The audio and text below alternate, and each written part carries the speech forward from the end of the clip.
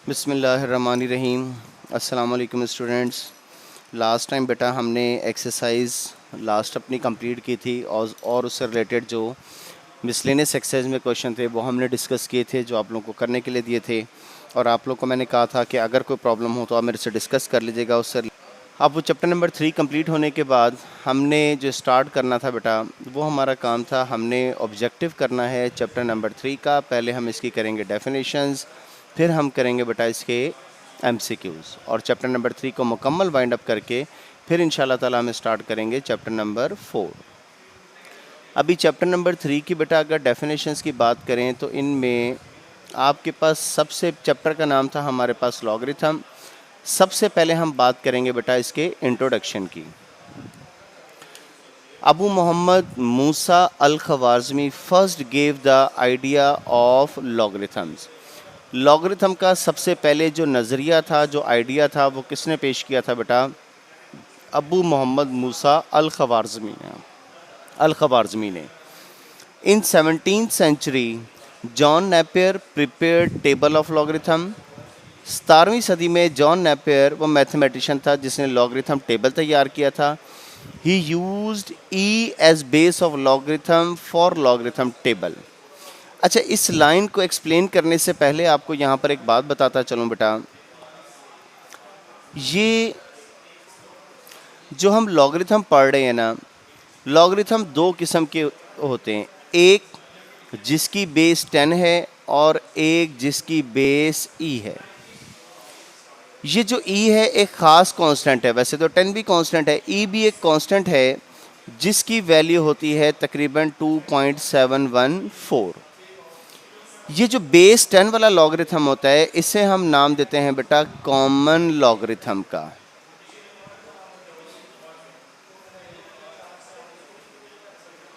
THM, common logarithm. और जिसकी base ई हो that is called natural logarithm.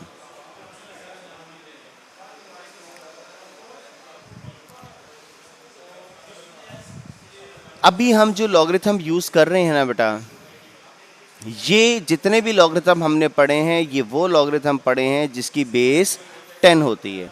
जब आप सेकेंड ईयर का मैथमेटिक्स पढ़ेंगे तो वहाँ पर आप पढ़ेंगे नेचुरल लॉगरिथम वाला, इंटर पार्ट 2 में, सेकेंड ईयर में।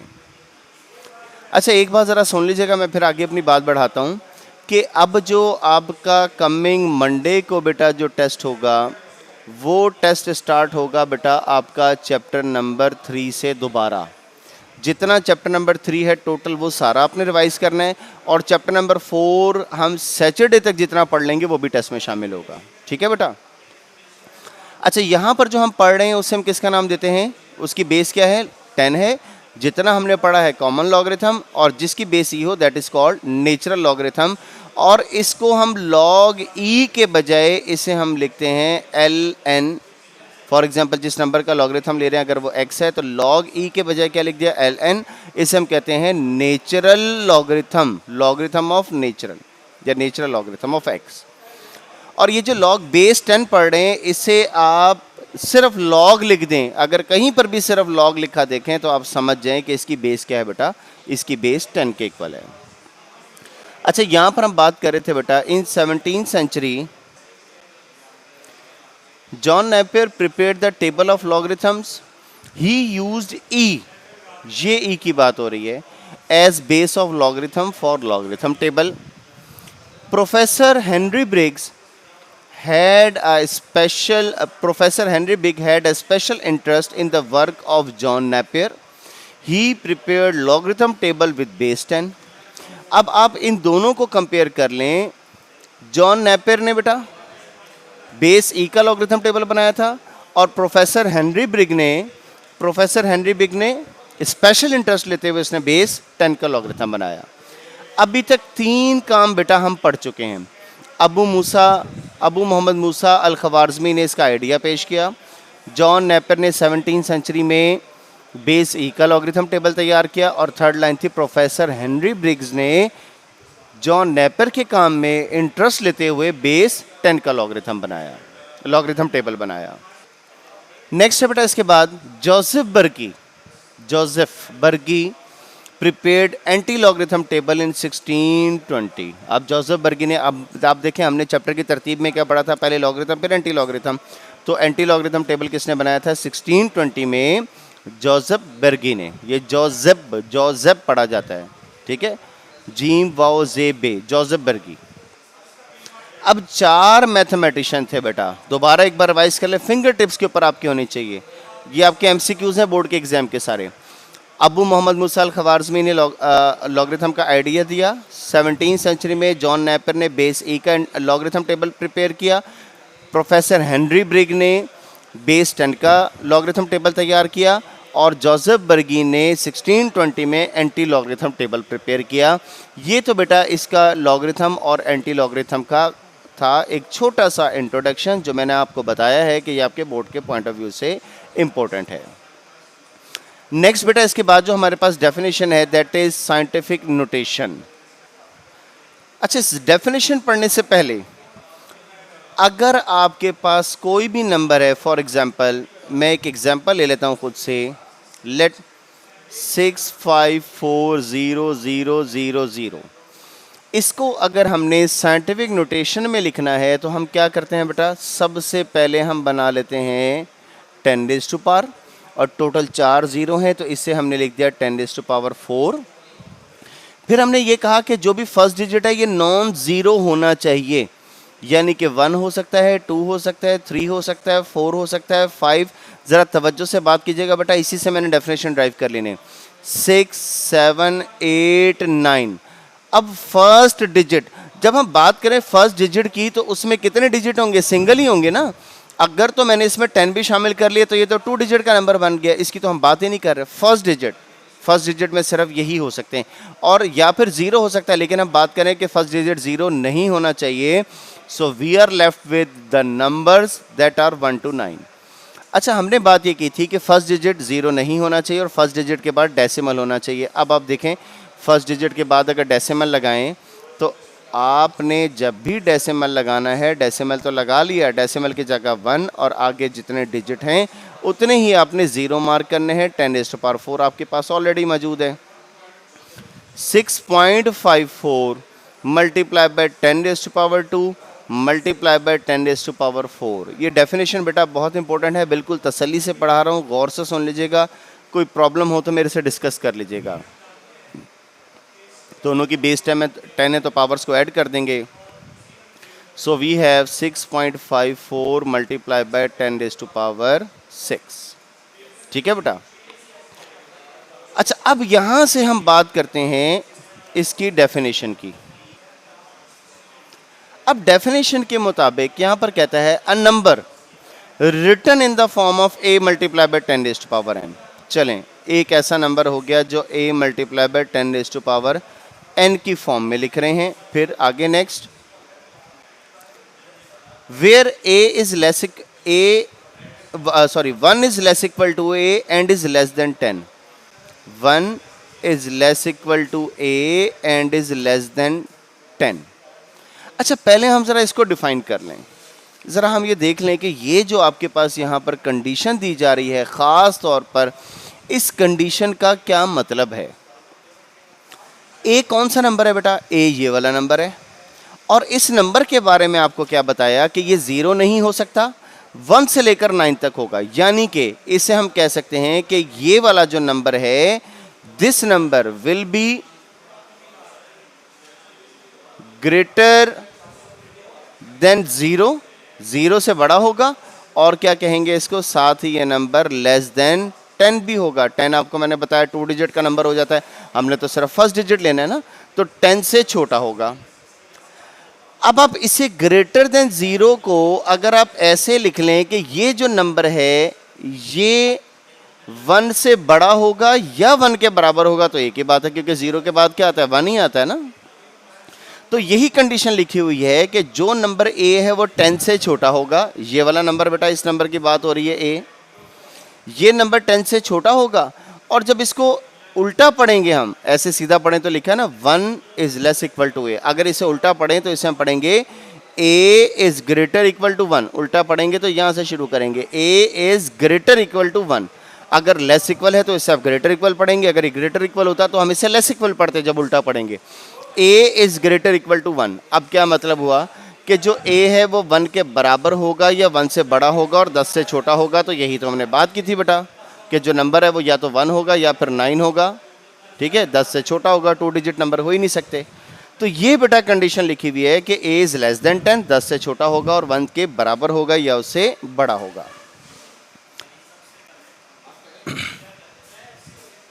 सो यही है अ नंबर विच इज, यही डेफिनेशन है बेटा इसकी, a number written in the form of a multiply by 10 raised to power n where 1 is less equal to a and is less than 10 and n is an integer is called the scientific notation।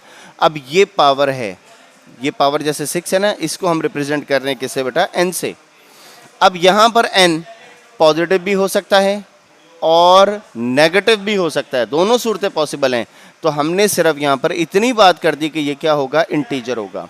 Integer वो number होते हैं जो पूरे पूरे number होते हैं, जैसे 1 2 3 4 5 6, positive भी हो सकता है, नेगेटिव भी हो सकता है, जीरो भी हो सकता है। और फॉर एग्जाम्पल के तौर पर 1.5 multiply by 10 raised to power 8, 1.7 multiply by 10 raised to power -24। अगर आप खुद से कोई एग्जाम्पल बनाना चाहें, खुद से कोई एग्जाम्पल बना दें। फॉर एग्जाम्पल मैं लिख देता हूँ 2.54 multiply by 10 raised to power -6। ये किस में है, साइंटिफिक नोटेशन में। तो ज़रूरी नहीं है कि यहाँ पर जो एग्जाम्पल लिखी हुई हैं इन्हीं को रट्टे लगाने हैं, आप खुद से भी कोई एग्जाम्पल बना सकते हैं। लेकिन एक चीज़ का ध्यान रहे कि आप जो भी बनाएंगे, ठीक है, वो साइंटिफिक नोटेशन होना चाहिए, फर्स्ट डिजिट नॉन ज़ीरो हो, फर्स्ट डिजिट के बाद डेसिमल हो। ये थी बेटा साइंटिफिक नोटेशन की डेफिनेशन। मैं एक बार और पढ़ देता हूँ। A number written in the form of a multiply by 10 raised to power n where 1 is less equal to a and is less than 10 and n is an integer is called the scientific notation and for example is this। Scientific notation के बाद 3.1 के बाद बेटा हमने 3.2 में बात की थी लॉगरिथम्स की। अब लॉगरिथम की डेफिनेशन के मुताबिक बेटा if ax is equal to y, सबसे पहले हमारे पास आ गया बेटा ax is equal to y, और ये चूंकि एक्सपोनेंशियल फॉर्म में लिखा हुआ है, अगर हमें लॉगरिथम को डिफाइन करना है तो सबसे पहले बेटा हम इसे लॉगरिथमिक फॉर्म में लिखेंगे। और लॉगरिथमिक फॉर्म में बेटा इसे हम क्या लिखेंगे, log a y is equal to x। अब अगर आप इस चीज के ऊपर देखें, सिर्फ इस एक्सप्रेशन को देखें, log a y is equal to x, तो आप देखें x के इक्वल आ रहा है, तो इसका क्या मतलब है कि x is equal to, x is equal to किसके इक्वल होगा, logarithm of y। x is equal to logarithm of y to the base a। कौन सी बेस बनेगी बेटा, बेस a। फिर दोबारा देख लें बेटा, अगर हम इसे लिख दें log a y is equal to x, जो एक्सप्रेशन था इसे हमने लॉगरिथमिक फॉर्म में लिख दिया। तो यहाँ पर जो हम हमारे पास इक्वल बन रहा है वो x के इक्वल है, तो हम क्या कहेंगे, x is called the logarithm of y to the base a। ठीक है, यही आप डेफिनेशन यहाँ पर पढ़ेंगे। If a raised to power x is equal to y then x is called, जिस तरीके से आपको बताया x is called, x is called logarithm of y to the base a and it is written as log a y is equal to x। अब यहाँ पर इसके आगे कुछ कंडीशंस हैं वेयर, ये बेटा इंपॉर्टेंट चीज है, ये जरा गौर से देख लीजिएगा। और इन कंडीशंस में बेटा कहता है कि a is greater than 0, a is not equal to 1 and y is greater than 0। ये बेसिकली 3 कंडीशंस हैं बेटा यहाँ पर। ये 3 भी नहीं, दोनों कंडीशन को एक ही कंडीशन हम कंसिडर करते हैं। मैंने अभी स्टार्ट में आपको लेक्चर के बताया था कि बेस 10 का भी लॉगरिथम मौजूद है, बेस a का भी लॉगरिथम मौजूद है, इसी तरीके से बेस 2 3 4 5 6 7 8 9 10 तक तमाम बेसिस के लॉगरिथम मौजूद हैं। ठीक है, हमने जो पढ़ा है, जो लॉगरिथम टेबल या जो कैलकुलेटर यूज़ किया है, वो सिर्फ और सिर्फ क्या था, लॉग ऑफ 10। ठीक है बेटा, अब इसमें यहाँ पर अगर आपके पास बेस बन जाए 0, ठीक है, तो log 0 बेस पर हम वैल्यू मालूम नहीं कर सकते। अगर आप इसकी बेस बना ले 1, तो बेस 1 पर लॉगरिथम जब निकालेंगे किसी भी नंबर का तो वो हमेशा किसके इक्वल होता है बेटा, 0 के इक्वल होता है, ये याद रखिएगा। और बेस अगर 2 हो जाए या बेस 3 हो जाए या 4 हो जाए या 5 हो जाए, 10 तक आप इनके लॉगरिथम मालूम कर सकते हैं। तो अब यहां पर जो a है हमारे पास, दैट इज बेस, ये जिस a का जिक्र हो रहा है वो क्या है, बेस है। तो अब हम क्या कहेंगे कि बेस 0 नहीं होगी, या आप ऐसे कह लें कि 0 से बड़ी होगी। आप ऐसे कह लें 0 से बड़ी होगी। 0 से बड़े कौन कौन से नंबर हैं, 1 2 3 4 एंड सो ऑन, जो जिस मर्जी नंबर पर बेस ले लें। अब 0 से बड़े तो ये नंबर हो गए, लेकिन 0 से बड़े जितने भी नंबर्स हैं उन तमाम नंबर्स में से सिर्फ 1 को आप निकाल दें। 1 पर मैंने आपको बताया वैल्यू क्या होती है, 0। तो अब हमारे पास जो लॉगरिथम के बेस बचे वो कौन कौन से बन गए, 2 3 4 5 6।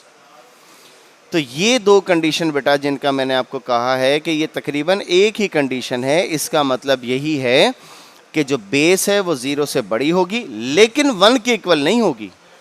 2 के इक्वल हो जाए, 3 के इक्वल हो जाए, किसी भी नंबर के इक्वल हो जाए। फिर दूसरी कंडीशन इसमें यह है कि y इज ग्रेटर देन 0, यानी कि ये जो आप नंबर ले रहे हैं ना, log a y is equal to x, ये जो नंबर ले रहे हैं, कभी भी आप कहीं पर भी लिखते हैं ना कि ग्रेटर देन 0, तो ग्रेटर देन 0 का मतलब होता है पॉजिटिव। कहीं पर भी आप लिखते हैं लेस देन 0, तो लेस देन 0 का क्या मतलब होता है बेटा, इसका मतलब होता है नेगेटिव। इसका मतलब ये है कि जिस भी नंबर का आप लॉगरिथम ले रहे हैं वो नंबर पॉजिटिव होना चाहिए। y इज ग्रेटर देन 0 ये कंडीशन है। अगर आप मुझे बोलें कि log 254 का लॉगरिथम मालूम करें तो हम मालूम कर सकते हैं, लेकिन अगर आप बोलेंगे ना कि log -254 का लॉगरिथम मालूम करें तो नेगेटिव लॉगरिथम का नंबर मालूम नहीं किया जा सकता। ये याद रखिएगा बेटा, ठीक हो गया बेटा। ये डेफिनेशन थी हमारे पास लॉगरिथम की। दोबारा बेटा एक बार डेफिनेशन पढ़ रहा हूँ, और बोर्ड के एग्जाम में बहुत आती हैं, स्टार लगा हुआ आप देख सकते हैं इस डेफिनेशन को। If a raised power x is equal to y, then x is called logarithm of y to the base a and is written as log a y is equal to x, where a is greater than 0, 0 से बड़ा होगा लेकिन 1 के equal नहीं होगा, और जिस नंबर का लॉगरिथम ले रहे हैं वो भी हमेशा पॉजिटिव होगा। अच्छा, अभी मैंने लेक्चर के स्टार्ट में आपको बताया था, यहाँ पर भी अभी हमने डिस्कस किया था कि बेस 10 कौन सा लॉगरिथम है बेटा, कॉमन लॉगरिथम। बेस e क्या है बेटा, ये नेचुरल लॉगरिथम। अब अगली जो दो डेफिनेशंस है बेटा आपके पास वो यही हैं, common logarithm and natural logarithm. अब कॉमन लॉगरिथम में logarithm with base 10 is known as common logarithm और ब्रिगेजियन लॉगरिथम। इसे ब्रिगेजियन लॉगरिथम क्यों कहते हैं बेटा, यहां पर हमने क्या पढ़ा है, बेस 10 का लॉगरिथम टेबल किसने प्रिपेयर किया था, हेनरी ब्रिग्स ने। तो ऑनर के तौर पर, एजाज के तौर पर जो कॉमन लॉगरिथम है उसे ब्रिगेजियन लॉगरिथम भी कहते हैं, in honour of Henry Briggs, an English mathematician and astronomer who developed them. To express common logarithm we do not write the base 10 with the log. अभी मैंने आपको बताया था बेटा कि अगर आपके पास कहीं पर लिखा है ना log ऑफ 32, तो अगर बेस 10 है तो आपको लिखने की ज़रूरत नहीं है कि इसकी बेस 10 है। अगर 10 नहीं भी लिखा हुआ तो अंडरस्टूड है, जहाँ पर बेस नहीं लिखी हुई ये बेस 10 ही है। For example, to express common logarithm we do not write the base 10 with the log। for example, ये जैसे आपको बताया था बेटा, अगर हमें बेस 10 रिप्रेजेंट करनी है तो हम इसके साथ 10 नहीं लिखते, with the log। for example, 10 square is equal to 100। अगर आपके पास 10 स्क्वायर इज इक्वल टू 100 है तो असूलन हमें बेटा इसे क्या लिखना चाहिए, log of 10 100 is equal to 2। लेकिन चूंकि बेस 10 है तो हम इसे सिर्फ और सिर्फ क्या लिख देते हैं, log 100 इज इक्वल टू 2। ये बेटा डेफिनेशन थी कॉमन लॉगरिथम की, और कॉमन लॉगरिथम के बाद है natural logarithm. If e is use, और नेचुरल लॉगरिथम का पहले भी आपको बताया बेटा अभी मैंने, log e x, और जब आपके पास log ऑफ e हो तो इसके एब्रीविएशन के तौर पर हम इसे लिखते हैं log natural x, ln x, log natural, और जिस नंबर का log नेचुरल ले रहे हैं। If e is used as a base instead of instead of 10, अगर 10 के बजाय ई को बेस लिया जाए then it is known as natural logarithm, तो हम इसे किसका नाम देते हैं? नेचुरल लॉगरिथम का। E is an irrational number and its value is approximately 2.718। मेरा ख्याल है लास्ट टाइम जो मैंने बोर्ड पे लिखी थी शायद वो 2.714 लिखी थी, बहरहाल आप इसको करेक्ट कर लीजिएगा 2.718। Natural logarithm is denoted by log E x और लॉग नेचुरल एक्स, जैसा कि बेटा अभी आपको यहाँ पर बताया गया है। नेचुरल लॉगरिथम के बाद बेटा अगर हम आगे बढ़ें तो हमारे पास जो डेफिनेशन है दैट इज़ कैरेक्टरिस्टिक। अच्छा, अब कैरेक्टरिस्टिक किसे कहते हैं और फिर उसके साथ चलें पहले सिर्फ बात करते हैं हम कैरेक्टरिस्टिक की। बेटा फ़र्ज़ करें कि हमने एक नंबर का लॉगरिथम लिया और वो लॉगरिथम क्या बना, नंबर कोई भी था, हमने उसका लॉगरिथम लिया तो हमारे पास बना 3.2546, लेट के हमारे पास बना। अब मैं ज़रा इन जनरल आम तौर पर जो लिखा होता है उसकी मैं बात करता हूँ। अगर आपके पास लिखा हुआ ना 2.167, तो डेसिमल से जो पहले लिखा होता है, किसी भी डेसिमल वाले नंबर के ना बेसिकली दो पार्ट होते हैं। डेसिमल से जो पहले लिखा होता है that is called integral part, और जो डेसिमल के बाद लिखा होता है that is called decimal part. किसका नाम देते हैं बेटा इसको? Integral part and decimal part. ये तो बेटा मैंने बात की इन जनरल, और जब इन जनरल बात करें ना बेटा तो ये हर जगह पर अप्लाई होती है। अब आप देखें कि ये वाला जो पार्ट है ये कौन सा पार्ट बन गया बेटा डेसिमल से पहले वाला? Integral part. ये जो वर्ड इंटेग्रल है ये इंटीजर से है, जिसका मतलब होता है वो नंबर जो अपनी मुकम्मल हालत में होते हैं, जैसे 1 है, 2 है, 0 है, 3 है, 4 है, 5 है, 12 है, -9 है, इन इंटेग्रल कहते हैं। तो ये इंटेग्रल पार्ट, और जो डेसिमल के बाद है that is called decimal part. अब नेक्स्ट है बेटा हमारे पास डेफिनेशन कैरेक्टरिस्टिक, इसी के हवाले से है the integral part of logarithm of any number is called characteristic of logarithm. The integral part of logarithm, अब यही कैरेक्टरिस्टिक कहलाता है ना बेटा। The integral part of logarithm of any number is called characteristic of logarithm. The characteristic for a number greater than 1 is always positive and the characteristic for a number less than 1 is always negative। अच्छा, बात यह है 1 से बड़ा कोई भी number है, for example अगर आपके पास 2 है, आपने इसका कैरेक्टरिस्टिक लेना है तो इसका कैरेक्टरिस्टिक क्या बनेगा? 0 बनेगा। और अगर आपने फॉर एग्जांपल आपके पास कैरेक्टरिस्टिक है 0.003, अब ये जो इंटेग्रल पार्ट है ये 1 से छोटा हो गया, तो इसका हम कैरेक्टरिस्टिक क्या लिखेंगे बेटा? नेगेटिव लिखेंगे। तो इस हवाले से बात की जा रही है कि जब नंबर इस शक्ल में हो तो आपके पास जो कैरेक्टरिस्टिक है वो हमेशा पॉजिटिव बनेगा, और अगर आपके पास इंटेग्रल पार्ट, चलें ये 25 के बाद डेसिमल लगा दिया, अब इंटेग्रल पार्ट क्या बन गया? 25, कैरेक्टरिस्टिक क्या बन गया? पॉजिटिव। और अगर इंटेग्रल पार्ट आपके पास लेस देन 1 है, उस सूरत में कैरेक्टरिस्टिक क्या बनता है बेटा आपके पास? नेगेटिव। ये बेटा चीज़ यहाँ पर डिस्कस की गई है, और इसके आगे इसकी एग्जांपल है। For example characteristic of 99.6 is 1 and the characteristic of 0.0234 is, और अब आप देख लें डेसिमल से पहले भी 0 है और बाद में भी 0 है, तो इसका कैरेक्टरिस्टिक क्या बनेगा बेटा? -2। ये बेटा डेफिनेशन सारी अच्छे तरीके से प्रिपेयर कर लीजिएगा। मैं कोशिश कर रहा हूँ बड़े अच्छे तरीके से पढ़ाने की, तो डिटेल में, ताकि आप लोगों को याद करने में कोई प्रॉब्लम ना हो। फिर भी कोई प्रॉब्लम हो तो बेटा मेरे से डिस्कस कर लीजिएगा। अच्छा बेटा नेक्स्ट डेफिनेशन है आपके पास मेंटीसा। अब मेंटीसा किसे कहते हैं? जब भी किसी नंबर का लॉगरिथम लेते हैं, डेसिमल से पहले कैरेक्टरिस्टिक होता है, डेसिमल के बाद क्या होता है बेटा? मेंटीसा। तो characteristic is the integral part of logarithm of any number and the decimal part of any number of any logarithm is called mantissa. यही बेटा यहाँ पर डेफिनेशन है, the decimal part of logarithm of any number, किसी भी number का जो decimal part होता है लॉगरिथम के is called mantissa of a logarithm. और आप लोगों को बताया था बेटा कि मेंटीसा कभी भी नेगेटिव नहीं होता।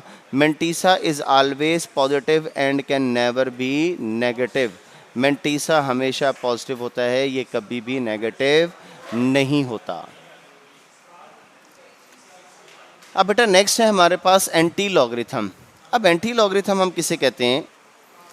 एंटी लॉगरिथम बेटा हम कहते हैं अगर आपके पास नंबर दिया गया हो और हम उसका लॉगरिथम मालूम कर लेते हैं, लेकिन अगर नंबर लॉगरिथम से आपने नंबर मालूम करना हो, that is called anti logarithm. इसे हम किसका नाम देते हैं बेटा? एंटी लॉगरिथम का।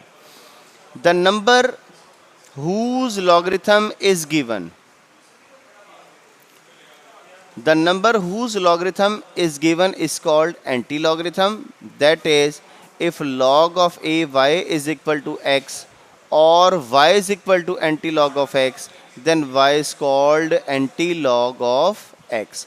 अब आपके पास जो एक्सप्रेशन है बेटा वो यहाँ पर क्या मेंशन किया जा रहा है? log a y is equal to x, ठीक है। अब यहाँ पर आप लॉगरिथम ले रहे हैं एक y का जो किसके इक्वल है? x के इक्वल है, तो इसी को आप लिख दें y इज इक्वल टू, अभी तो x इज इक्वल टू था ना, आप उल्टा दें, इसको चेंज कर दें, एंटी हो गया ना, उलट हो गया, आप इसे लिख दें y is equal to anti log of x।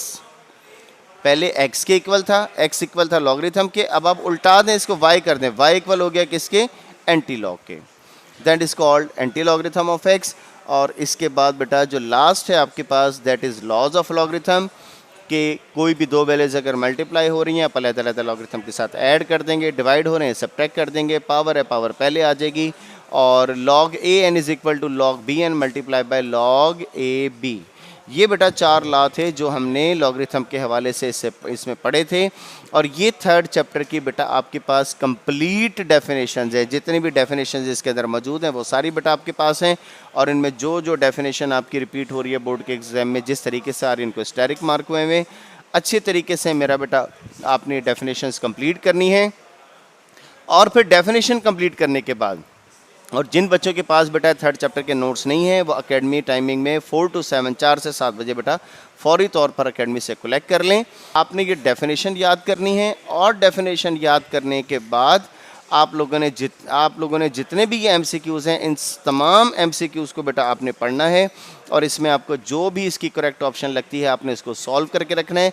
फिर जब मैं डिस्कस करूँगा तो बेटा आप देख लीजिएगा कि उसमें कौन कौन से आपके दुरुस्त थे और किस किस में को कमी थी, को प्रॉब्लम थी, तो आप उसी तरीके से बेटा उसको एडजस्ट कर लीजिएगा। आज के लिए मेरा बेटा इतना ही, कल इंशाल्लाह ताला बात करेंगे नेक्स्ट लेक्चर में। तब तक के लिए बेटा अल्लाह हाफ़िज़।